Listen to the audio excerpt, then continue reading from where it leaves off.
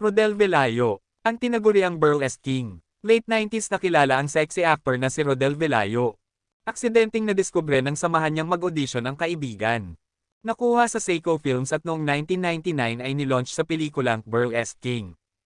At nagsunod-sunod na ang kanyang mga pelikula tulad ng Liberated, Tikim, Liberated 2, Makat, Aray, Itlog, Kangkong at iba pa. 2006 nang nilisan ni Rodel Velayo ang showbiz at Pilipinas matapos magpakasal sa kasintahan na si Daniela na isa ring sexy star.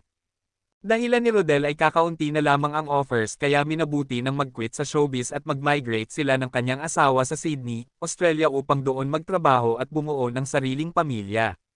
Hindi malilimutan ang kwento ni Rodel na pinahinto sa pag-aartista si Daniela at tinustusan ang pag-aaral nito hanggang makatapos habang siya ay umaarte sa pelikula at nagsa-sideline pa sa pagtitinde ng longganisa.